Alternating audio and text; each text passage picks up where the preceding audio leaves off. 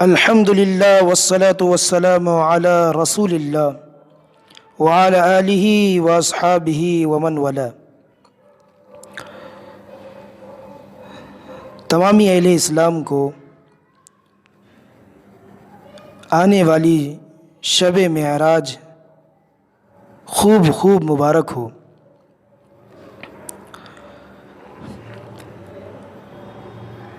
شب معراج وہ مقدس رات ہے جس میں اللہ تبارک و تعالی نے اپنے حبیب صلی اللہ علیہ وسلم کو عالم بالا پر بلا کر اپنے دیدار سے شرف یاب فرمایا۔ اور حضور کریم صلی اللہ علیہ وسلم نے رجب کی 27ویں شب کو یعنی شب معراج کو اللہ پاک کا دیدار فرمایا۔ اہل سنت والجماعت کا عقیدہ ہے کہ اللہ تعالیٰ نے اس رات جسم و روح کے ساتھ بیداری کی حالت میں حضور کا اپنا دیدار کرایا، اور سید الانبیاء والمرسلین شہنشاہ دو جہاں حضرت محمد مصطفیٰ صلی اللہ علیہ وسلم نے اپنے مبارک ماتھے کی آنکھوں سے اللہ رب العزت کا دیدار فرمایا۔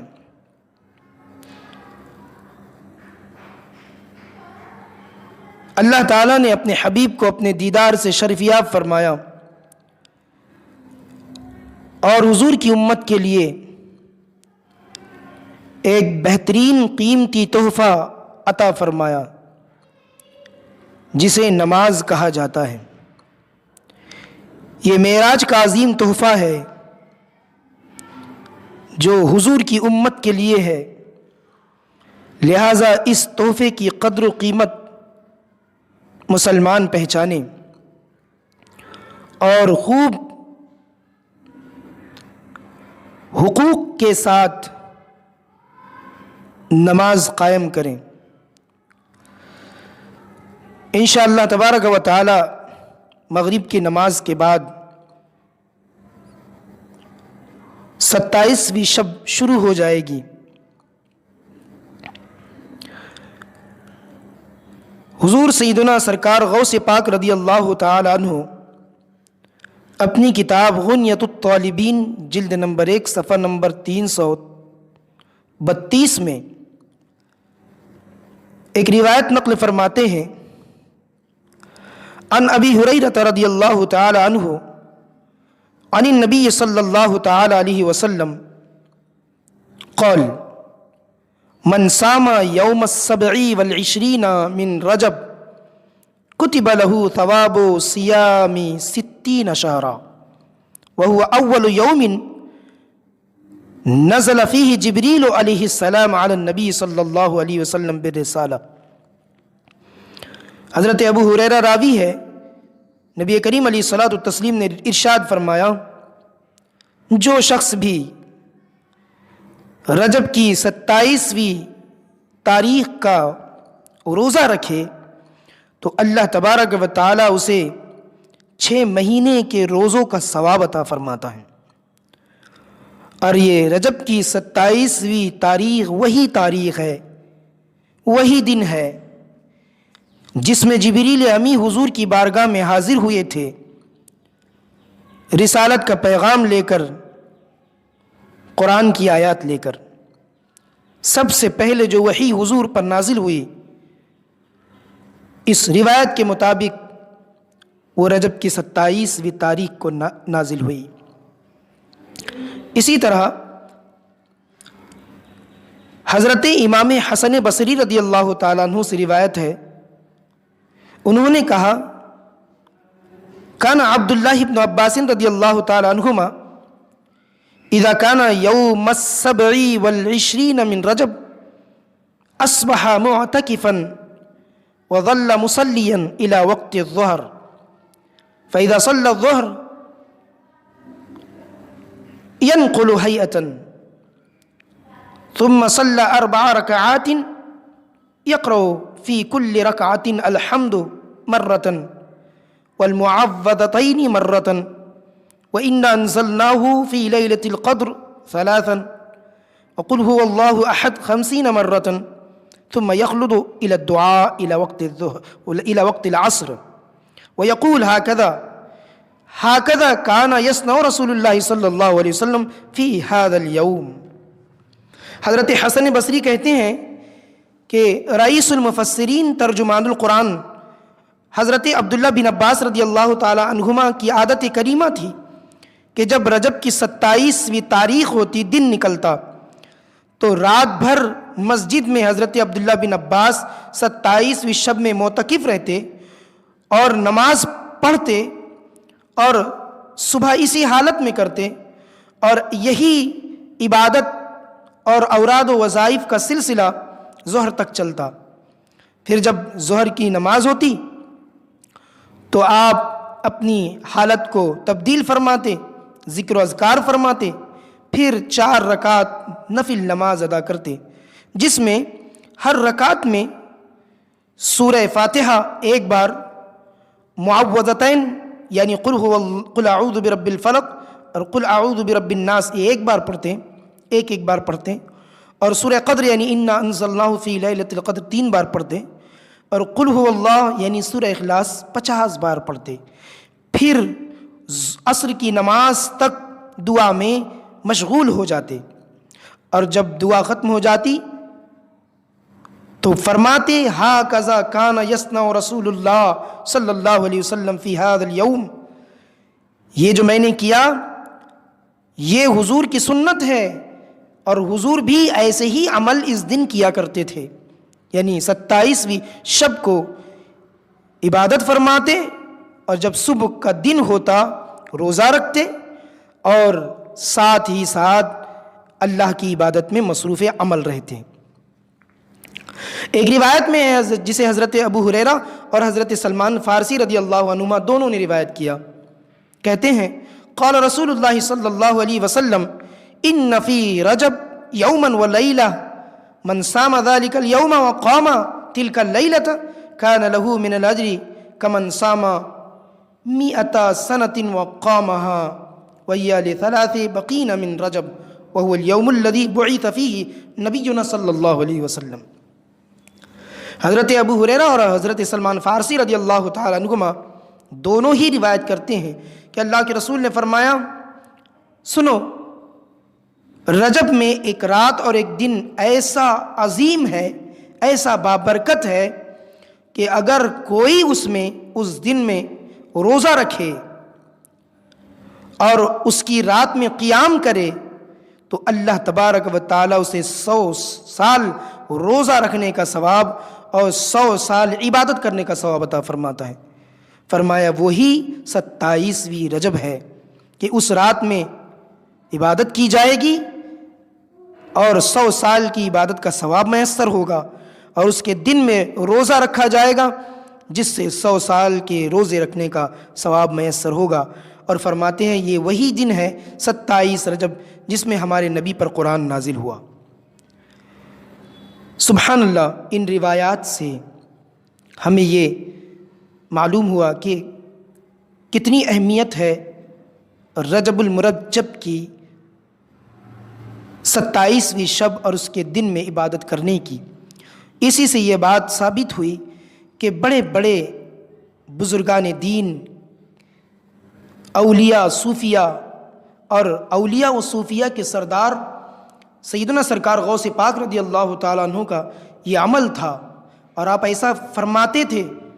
ایسا تلقین کرتے تھے۔ اور جو لوگ کہتے ہیں معاذ اللہ کہ معراج کی رات عبادت ثابت نہیں ہے، تو ان کے لیے بھی اس میں جواب ہے کہ حضرت ابو ہریرہ، حضرت حسن بصری، حضرت سلمان فارسی، حضرت ابن عباس رضی اللہ عنہم اجمعین کا جو عمل ہے یہ حجت ہے، یہ دلیل ہے کہ واقعی میں، اور اس کو روایت کرنا سرکار غوث اعظم کا، شہنشاہ اولیاء کا اسے روایت کرنا، اس پر مہر ہے اس کے معتبر ہونے کی اور اس دلیل کے پختہ ہونے کی کہ شب معراج میں بھی اللہ کی عبادت کرنی چاہیے اور صبح کو روزہ رکھنا چاہیے۔ اور دیگر فضائل بھی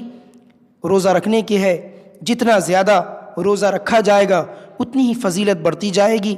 حدیث پاک کا مفہوم ہے کہ جتنا زیادہ روزہ رجب کے مہینے میں رکھا جائے گا اتنی ہی فضیلت بڑھتی جائے گی۔ ہمیں چاہیے کہ ہم اس رات جاگ کر شب بیداری کر کے اللہ کی عبادت میں مصروف ہو، اور کیوں نہ ہو کہ اس رات ہمیں نماز جیسا اہم تحفہ ملا ہے، اور ہمیں چاہیے کہ اس رات کو اسی عبادت کو دہرائیں اور مکرر کریں، بار بار نماز پڑھیں، زیادہ سے زیادہ نماز پڑھیں، کیونکہ اسی شب کو نماز عطا ہوئی اور اسی رات کو اللہ تعالیٰ نے عالم بالا میں اور لامکہ بلا کر اپنے حبیب کی امت کے لیے ایک قیمتی تحفہ عطا فرمایا جس کو ہم نماز کہتے ہیں۔ تو شب معراج کا تحفہ ہے نماز، اس لیے اس رات کو زیادہ اہتمام کرے اس عبادت کا، یعنی نماز کا۔ اہم العبادات ہے نماز، اور اللہ کی بارگاہ کا تحفہ ہے نماز، معراج کا تحفہ ہے نماز۔ اور اللہ کے رسول علیہ الصلوۃ والسلام کی حدیث ہے الصلاۃ معراج المؤمنین، کہ یہ نماز ہی تو مومنین کے معراج ہے۔ بزرگان دین فرماتے ہیں اس بات پر بحث کرتے ہوئے کہ آیا شب قدر افضل ہے یا پھر یہ شب معراج افضل ہے، تو بزرگان دین فرماتے ہیں حضور کریم صلی اللہ علیہ وسلم کے لیے شب قدر سے افضل ہے شب معراج، کیونکہ اللہ تعالیٰ نے حضور کو اس رات اپنا دیدار عطا فرمایا۔ سبحان اللہ، کتنی افضل اور بہتر اور مبارک رات ہے، اور ہمیں چاہیے کہ اس رات میں ایسے ہی وقت ضائع نہ کریں۔ اس رات میں چند نوافل ہے، اس کی چند نوافل کی قدر تفصیل ہم بیان کرتے ہیں کہ نوافل ادا کرنے کا طریقہ کیا ہوگا، طریقہ نوافل کیا ہوگا۔ تو چند نوافل ہم بیان کرتے ہیں۔ اولاً تو یہ کہ جب مغرب کی نماز ختم ہو جائے تو سب سے پہلے 6 رکعت صلاۃ اوابین پڑھ لے، اس کی بہت فضیلت ہے۔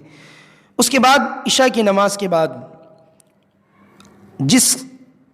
طرح بھی وقت ملتا ہے، جس قدر بھی وقت ملتا ہے، مسجد میں ہو یا اپنے گھروں میں، اس طرح سے نوافل ادا کر لیں۔ پہلا طریقہ یہ ہے کہ 12 رکعت نماز پڑھے 2 کر کے، اور ہر رکعت میں 5 بار قل هو اللہ شریف پڑھے۔ اس طرح سورہ فاتحہ کے بعد ہر رکعت میں 5 مرتبہ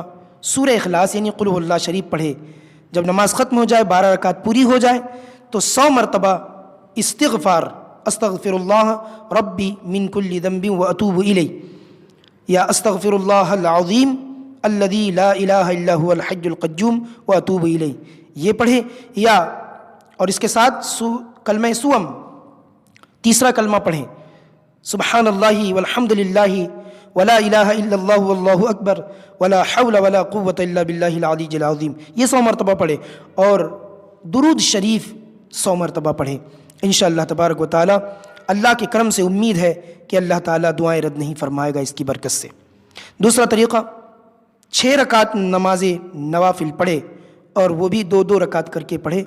اور ہر رکعت میں 1 بار سورہ اخلاص، اور نماز ختم کرنے کے بعد 50 مرتبہ درود شریف پڑھے۔ تیسرا طریقہ یہ ہے کہ 2 رکعت نماز پڑھیں، نفل کی نیت ہو، اس میں سورہ فاتحہ کے بعد ہر رکعت میں 27 مرتبہ سورہ اخلاص پڑھے، اور جب قاعدہ کرے، ہر دوسری رکعت کا جب قاعدہ کرے تو قاعدے میں درود ابراہیم 27 مرتبہ پڑھیں، اور اس کے بعد دعا معصورہ پڑھ کے سلام پھیر دیں، اور اس نماز کا ثواب اور درود پاک کا ثواب حضور کی بارگاہ میں ایصال کریں، ہدیہ پیش کریں، اللہ تعالیٰ برکتوں سے نوازے گا۔ طریقہ چہارم یہ ہے کہ 10 رکعت کی نیت سے 2 کر کے نفل نماز 10 رکعت پڑھیں، ہر رکعت میں 3 بار سورہ کافرون یعنی قل یا ایھا الکافرون، اور 3 بار سورہ اخلاص یعنی قل هو اللہ احد پڑھیں، اور پڑھ کر کے دعا کریں، اللہ تعالیٰ آپ کی اور سبھی کی دعا قبول فرمائے گا۔ اللہ کریم سے دعا ہے کہ مولا کریم اپنے حبیب کے صدقے سے تمامی لوگوں کو اس رات جاگ کر عبادت کرنے اور نماز کی اہمیت کو سمجھنے اور اس کی قدر کرنے کی توفیق عطا فرمائے، اور اپنے فضائل جو اللہ تبارک و تعالیٰ نے متعین کیے ہوئے ہے، مقرر کیے ہوئے ہے، اللہ ہمیں نوازے، اپنے فضل سے نوازے، اپنے کرم سے نوازے، اپنے رحم و کرم کی بھیک ہمیں عطا فرمائے، اور ساتھ ہی پروردگار عالم اس رات کی پوری برکت مومنین کو عطا فرمائے، ہم سبھی کو عطا فرمائے، اور صبح کو روزہ رکھنے اور شب بیداری کرنے کی توفیق عطا فرمائے۔ ایک مسئلہ سماعت فرمائے، تنہا ایک دن کا روزہ نہ رکھے، چونکہ جمعہ کا دن ہوگا، اور تنہا جمعہ کا روزہ نہ رکھے، اس سے کراہیت سمجھی گئی ہے، لہٰذا جمعہ کے دن کے بعد ایک دن کا اور رکھیں،